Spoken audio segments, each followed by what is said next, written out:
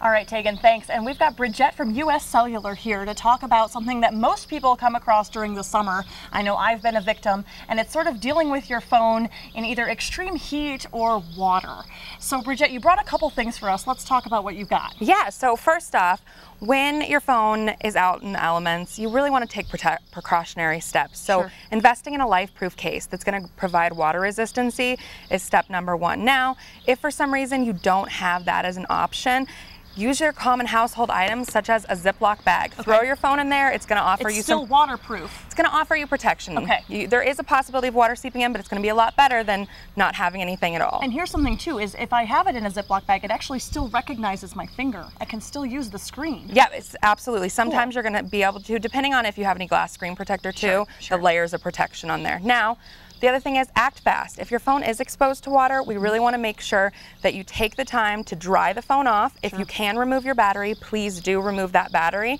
And then we want to continue that drying process. Right. Something that some people may have at home when you buy new products, a lot of times they come with the little silica gel packets. And you're able to use those packets, put them in a bag with that phone. It's going to help withdraw that moisture from the device itself. And I think a lot of people, when you look at like a home hack, a lot of people are told, oh, just throw it in a bag of rice. But it's, you know, there's pros and cons there, because rice also draws out the moisture. But, you know, I'm sure you've seen sometimes those tiny grains can get lodged in important places that it's hard to get them out. Absolutely. So that is another really commonly used item. But to your point, with the ports the way they are now and where your mics and things are, those little rice granules can get in there. So this is just another option for people concerned about that. Now, let's say I have issues that persist for, you know, how long are you supposed to leave it and let it dry out? And at what point do you call your cell phone provider and say, hey, we've got some water damage? A safe bet is to let it set for a good 24 hours. Okay. If you turn the device back on and you're experiencing some issues, that's really when you want to partner with your cell phone provider.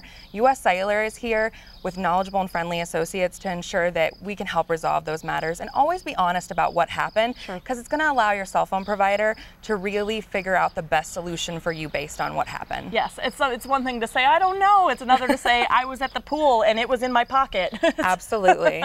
Now, you know, the other thing that I think is really neat is these life-proof cases have come a long way as far as their bulk. They used to be really, and that for me, that was, you know, being a woman and having it in my purse, I didn't like the clunkiness of it.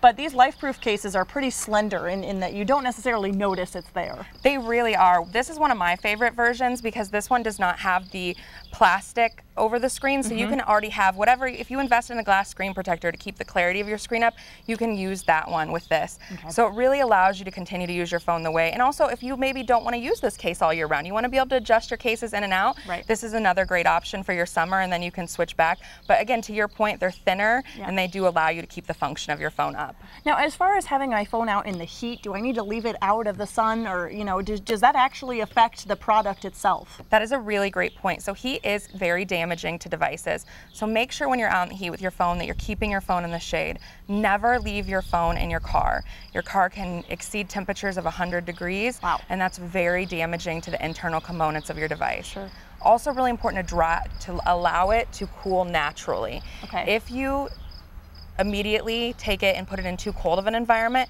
you're going to develop condensation on the inside of the phone, which is basically another form of water damage just internally into the phone. Right. Well, and that's something, you know, if you're going into your cell phone provider, say, well, it never got wet. Well, if it did get in between extreme heat and extreme cold, it's very possible that that's inside your device. Absolutely all true. Good things to be aware of, especially with these, you know, it's hot, it's humid, it's all of those temperatures. So we really appreciate these tips, and I'm sure like the Ziploc bag and the silica gel packs we all have lying around our homes. Absolutely. So just really useful tips. So Bridget, thank you so much for coming in, and we'll be back right after this.